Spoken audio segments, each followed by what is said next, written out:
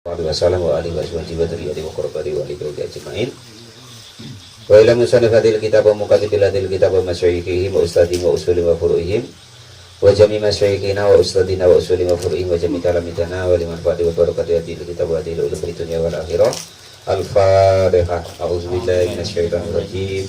Bismillahirrahmanirrahim. Alhamdulillahirabbil alamin. Ar-Rahmanir Rahim. Maliki yaumiddin. Iyyaka na'budu wa iyyaka nasta'in. Ihdinas siratal mustaqim, siratal ladzina an'amta 'alaihim ghairil maghdubi 'alaihim waladdallin. Nah, ini yang dinanti-nanti banyak orang yang youtubernya, ya jangan sampai kelewat bab ini.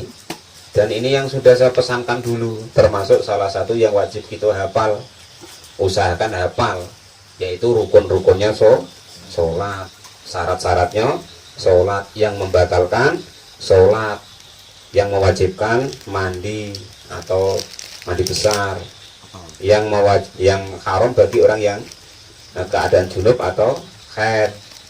Nah, ya, terus yang rukunnya mandi, penyebab hadas kecil, yang haram bagi orang yang ada hadas kecil, rukunnya hadas kecil, lah itu usahakan dihafalin. Itu tok jadi. Sudah ada yang hafal? Pak Janis, ada yang mau setoran? Wajib mandi wae. Ya Mas Gendon sing dihafal wajib mandi wae. Ya mek loro piye? Kalau sing telu kan mati ya ora bahas. Mbok kowe ra adus ya didusi wong iso. Mandi dhewe. Aku adus dhewe ya ora iso, wis mati. Dhewe aku reknah. Iya. Lha nek mayit tuh belum adus dhewe malah beneran kok. Lah iya. Campure terus dadan ya ngono. Iya. Ndang-ndang. Wa mu'alif rahimahullah wa nafa'ana wa nafa'ani bil muhtarin amin ya rabbal alamin. Pak RT tahu agiah gitu tuh. Tidak tahu kan? Cepatlah kalau nama di dewek gitu, orang mati itu. Ya. Nah, nanti lagi lah. Ulama mu'alif rahimahullah wa nafa'ani bi ulumi fitarani amin ya rabbal alamin. Faslun fi arkanis sholati. Adapun ini itu ada suatu fasal di dalam menerangkan rukun-rukunnya sholat. Jadi harus dipahami ya.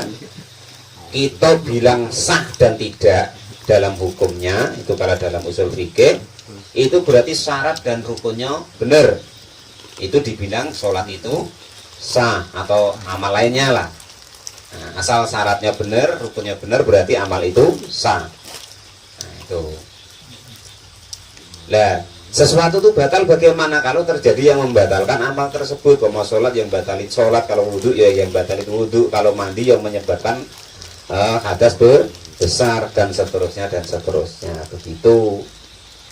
Enggak ada rukun bukan apa, kenapa itu enggak sah, sudah enggak paham, ngukumi pula soalnya dituntut Kanjeng Nabi dia. Faslun garkanis batal qadama dan sudah terdahulu apa makna sholati, maknanya sholat syar'an lugatan di dalam tata bahasanya, wasar'an dan di dalam syariatnya. Yang disebut sholat kemarin sudah ya. Kalau syarat itu kemarin yang harus kita penuhi sebelum mengerjakan, ini yang harus kita kerjakan, harus kita penuhi ketika mengerjakan amal tersebut. Wa arkanus sholati dan adapun rukun-rukunnya sholat atau yang menentukan sah dan tidaknya sholat itu sama niata asaro, ada 18 apanya rukunnya. Jadi kalau dalam kitab Fathul Qorib itu ada 18. Loh, kita dulu pernah kok 13, Pak. Lah nanti kita kalau sudah tahu di sini, tahu kok jadi 13 itu bagaimana. Nah, salah satunya nanti yaitu tumak nina. Nah, ya, dalam ruku, dalam itidal, dalam sujud, dalam duduk antara dua sujud itu digabung jadi satu dengan rukuknya. Kalau yang 13 itu rukuk dan tumak nina, iktidal dan tumak nina. Begitu. Kalau di sini nanti rukun tersendiri, tumak nina itu rukun tersendiri. Harus bisa bedakan seperti itu Kang Pur ya. Imam, masa ora iso bedane takoni makmume piye engko? Heran mesra kok. Aduh. Imam. Penak tenan dadi imam ngono kuwi. Wasdol. Rem apa gaspol rem. Warmu mang wis bener karo ora karemu makmume ya ngono. Wis kuat karepmu. Kowe jengking ya wis melok jengking wis pokoke. Heeh ya. Jadi kalau di kitab Fathul Qorib itu ada 18, nanti kalau Fathul Mu'in itu ada 17 dan lain sebagainya. Nanti apanya seperti itu ya. Bedanya seperti itu dari rukun yang 13. Loh karena ya ada baiknya ya kan. Ngapa kok macam Imam Asy-Syafi'i itu membedakan, dilainkan gitu maksudnya. Tumak ninah kok jadi rukun tersendiri. Karena ya kalau tidak seperti itu ya macam itu. Ya ada sholat tuh yang ngebut-ngebut gitu tuh. Akhirnya tumak ninahnya hilang. Karena ya itu tadi rukuk dan tumak ninah. Jadi akhirnya disepelekan. Terus pokoknya anggere jempet urung tekan pol rukuk belum sampai sudah naik. Akhirnya tumak ninahnya hilang. Karena digabung tadi. Nah, jos. Tapi yo sampai segelem sholat itu sampai pakai tangguh jentak jadi sholat itu sudah baik itu ya. Seidak-idaknya sudah terlepas dari hukuman karena melaksanakan perintah. Nah kalau kok nanti benar sesuai syarat rukunnya dapat hadiah. Nah, itu maksudnya gitu Pak Lupi ya. Qalan mu'alif rahimahullah wa nafa'ana wa nafa'ani bilumi fidarini amin ya rabbal alamin. Akhadu adapun yang pertama itu aniyatun niat. Wa ya adapun yang disebut niat itu qasdu syai'in, menyengaja sesuatu muktaronan dengan dibarengi bi fi'lihi dengan pekerjaan tersebut. Jadi yang disebut niat menyengaja sesuatu dibarengi pekerjaannya. Wa mahaluha dan adapun tempatnya niat itu al-qalbu hati. Tempatnya niat itu di dalam hati. Kalau yang usolli itu namanya lafat niat, ucapan niat. Ya. Hukumnya apa Pak? Terserah ada yang ngukumi bid'ah, cuma kalau kita ngukumi sunnah ya. Tujuannya apa? Untuk menuntun ketika niat nanti supaya bener. Lagi pula nanti saya ngajari Pak Janis macam mana? Pak Janis, niat sholat duhur gini loh, usolli fardul duhri. Allahu Akbar itu. Kalau tidak saya lafatkan macam mana ngajarinya? Apa dalam batin? Dengar Pak Janis ya, niatnya gini. Ya malah lucu nanti. Nah, itu namanya lafat niat. Cuman mempraktekkan niatnya itu di dalam hati. Maksudnya begitu. Ketika serempak dengan lafaz Allahu Akbar, di A-nya lafaz Allahu Akbar itu ya. Nah itu. Kalau yang kemarin di masalah wudu, aniyatu hiya qasdu syai'in muqtaronan bi fi'lihi la qablahu wa la ba'dahu wa mahaluha fil qalbi. Begitu. Jadi yang disebut niat adalah menyengaja sesuatu dengan dibarengi pekerjaannya. Tidak boleh sebelumnya, tidak boleh sesudahnya, dan tempatnya di dalam hati. Ya, kalau disarahannya tambah lain lagi, tambah ada penjelasannya lagi. Nah itu la harakatus syafatain, tidak perlu menggerakkan kedua bibir, wala ikhraju shaitin, tidak perlu mengeluarkan suara, diterangkan sampai begitu. Nah gitu. Pokoknya intinya niat itu di dalam hati, yang kita ucapkan itu namanya lafaz niat. Entah macam mana kalian prakteknya latihan, begitulah yang disebut niat. Biasanya orang yang masyarakat kita yang belum paham tuh biasanya tentang letak niat ini. Nah itu biasanya ya masyarakat kita umumnya simpang siur tuh tentang masalah niat itu. Pokok tahunya niat itu karena dari kecil itu belajar di Iqra atau di persolatan itu rukun sholat yang pertama niat. Cuman begitu keterangannya tidak ada. Sebenarnya ini kurang teliti sih macam. Ya entah lah Mas Bendel. Kalau kecil-kecil itu di madrasah itu ngajari anak-anak ya cuman begitu kok. Tulisan cuma niat gitu kok. Keterangannya enggak ada.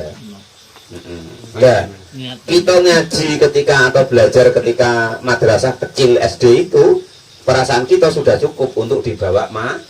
Nah, itu rupanya ada perkembangannya.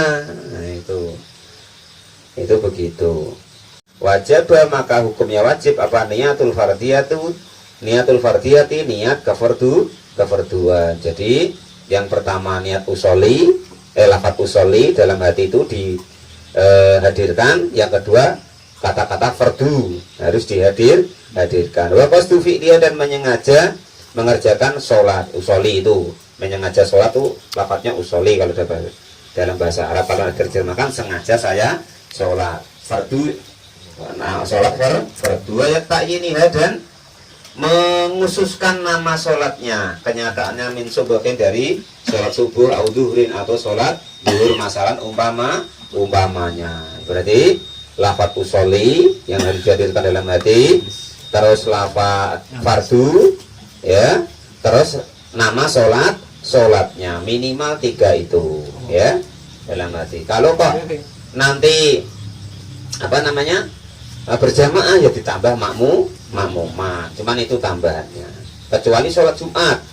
Nah, sholat Jumat maka yang makmum wajib makmuman, yang imam wajib imaman. Kalau kok sholat sendirian atau sholat bukan sholat Jumat, imamnya boleh tidak pakai imaman.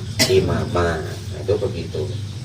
Aukanat, atau ada apa sholat itu naflan berupa sholat sunnah, data waktu yang mempunyai waktu. Karotibatin, seperti sholat yang mengikuti daripada sholat fardu.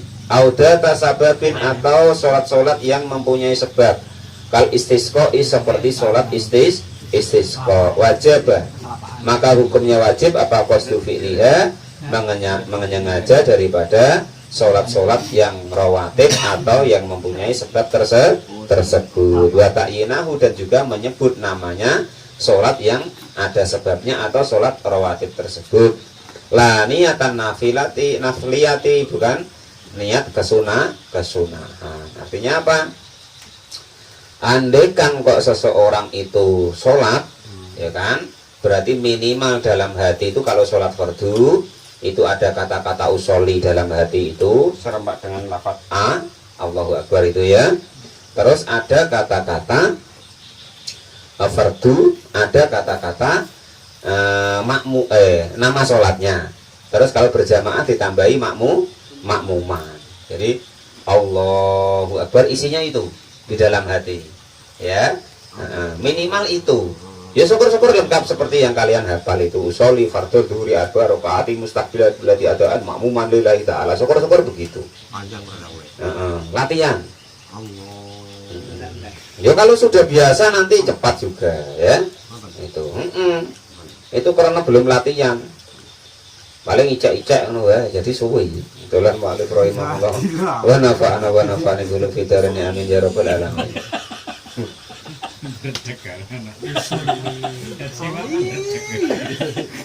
Iya, itu Kangkur denger ya. Jadi kalau usoli yang itu hukumnya sunnah, mengucapkannya itu. Makanya jangan disalah-salahin. Nak dia nak usoli, terserah. Wong itu tidak urusan masalah sholat, karena belum sholat namanya. Nah, ya. Kalau sholat kan mulainya takbiratul ihram, itu baru dihitung tet mulai sholat gitu loh. Jadi nah dia ngomong lambat kayak apa jangan diurusin, terserah dia. Ya, paling makmume atau kawannya sebelah sholat apa apa ngobel apa aliran apa guru-guru ngaji malam Sabtu lah gitu. Nah, ngono pula. Nah, sudah paham Pak Lupi ya. Yang penting kan kita sudah tahu bahwa seperti itu tuh belum masuk wilayah sholat gitu loh maksudnya. Mulai pet masuk wilayah tuh lafaz Allahu Akbar, dari lafaz A-nya lafaz Allahu Akbar itu. Qala al-mu'allif rahimahullah wa nafa'ana wa nafa'ani bi ulumi fidarin amin ya rabbal alamin. Wasani, dan adapun yang kedua itu al-qiyamu, berdiri ma'al qudrati, beserta mampu alaihi, kepada berdiri. Fa'in ajaza, maka ketika tidak mampu siapa seseorang anil qiyami, dari berdiri, kok ada maka boleh duduk kaifasa'a, bagaimanapun dia duduk ya itu. Jadi kalau tidak bisa tegak boleh duduk, tapi yang jelas harus tegak dulu. Nah ya, harus tegak dulu.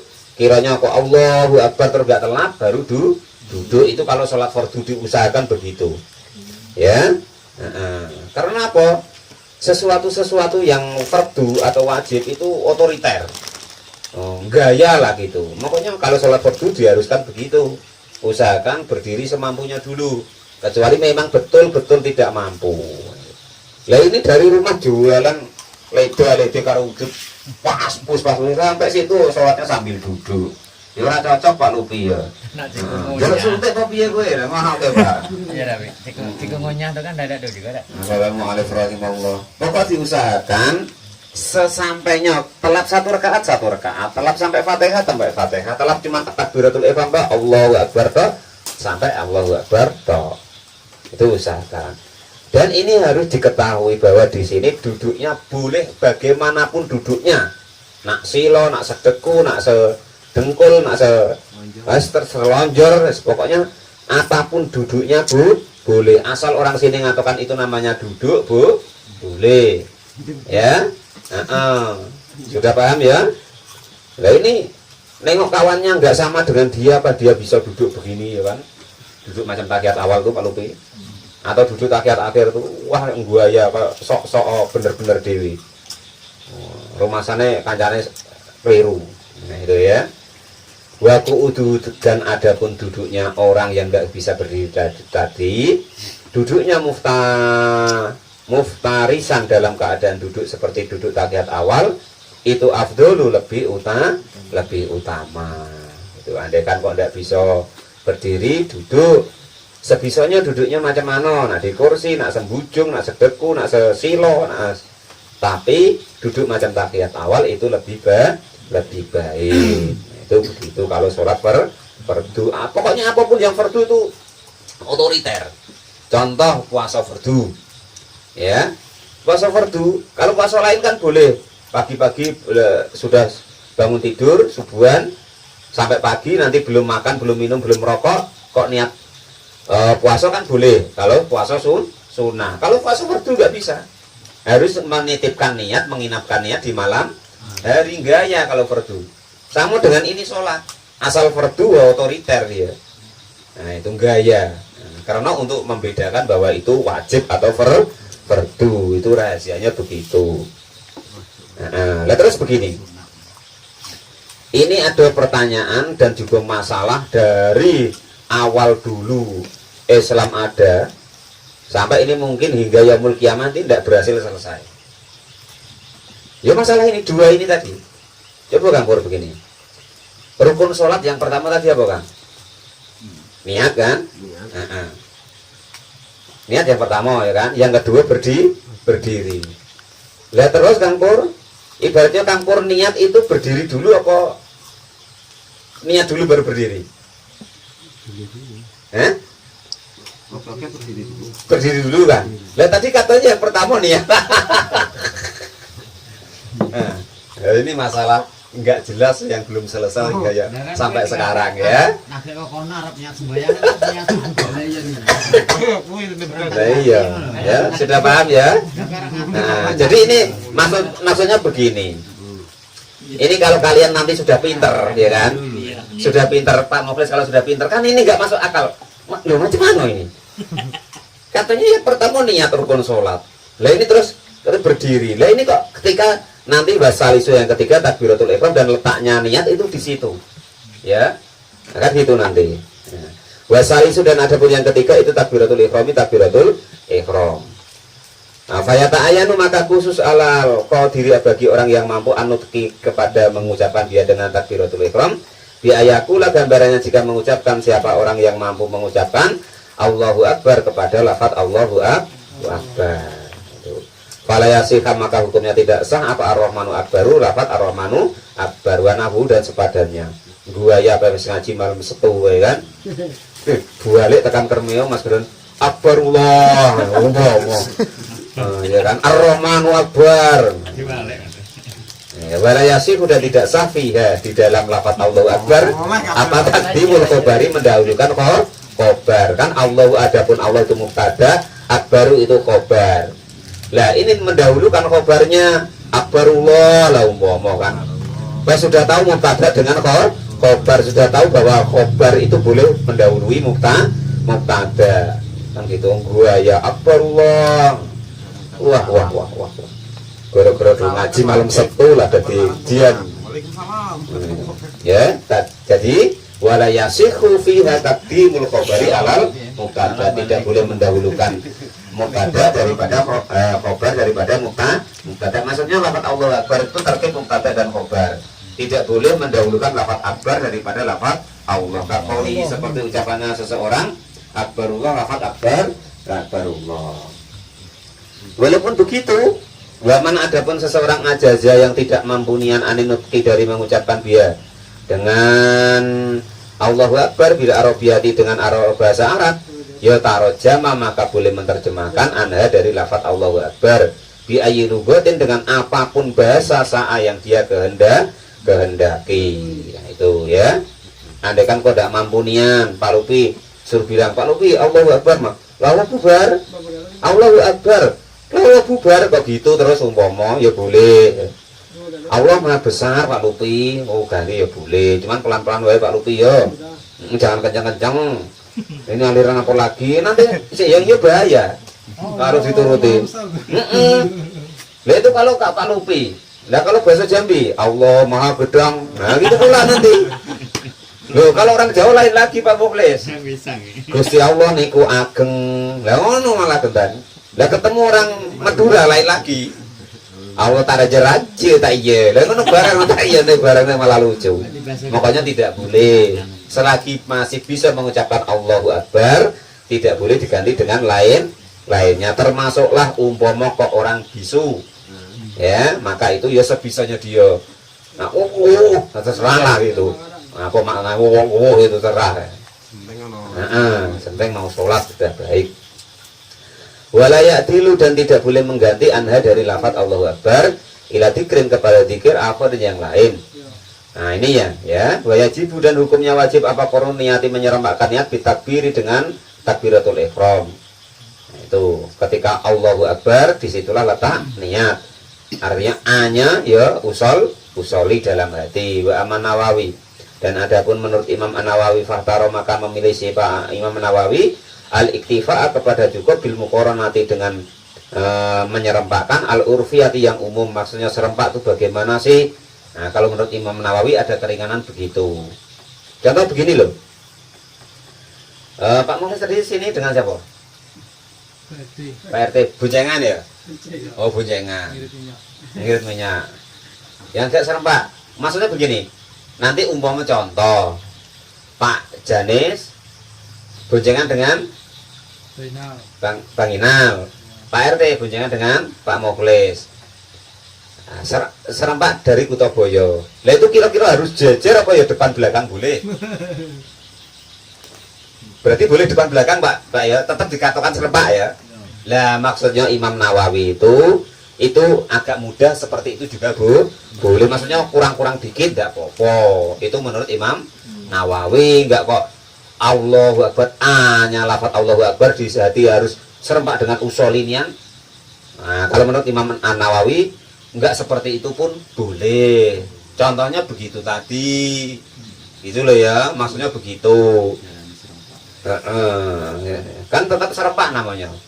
Walaupun ada yang di depan, ada yang di belakang. Namun tetap yang namanya serempak itu maksud utamanya ya jejer-nian. Ya kan begitu. Tapi menurut analisis Imam An-Nawawi itu yang disebut serempak enggak harus begitu. Ya pokoknya ya sama-sama itu ya. Nah, itu maksudnya begitu, ada keringanan. Sudah paham itu ya Pak Lupi ya? Ada keringanan itu ya.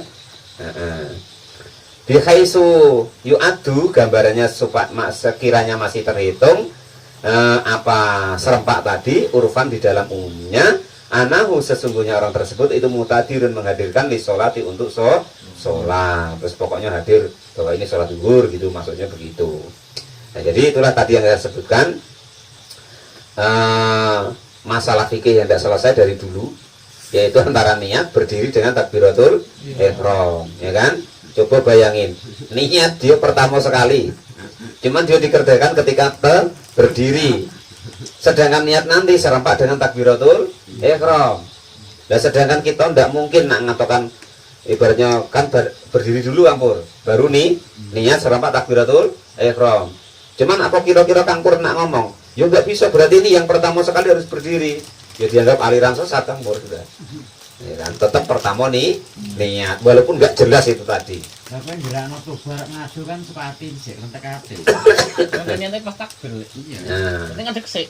Kang pas takbir lo kan, ngadeg sik lo kan. Berarti kaya ndok karo apa ya? Ndok karo pite. Kalau itu jelas Kang, maksudnya kalau ini ya tidak jelas tuh. Iya. Gitu. Pokok dari dulu sampai besok yang kiamat nggak jelas ini ya. Tapi jangan sampai diperdebatkan, jangan sampai dipermasalahkan ya itulah. Malam ini sudah dapat 3, yaitu rukun-rukun sholat. Nah, ada 18. Yang pertama niat, keterangannya berdiri tadi. Yang nomor 2 berdiri. Yang nomor 3 takbiratul ihram.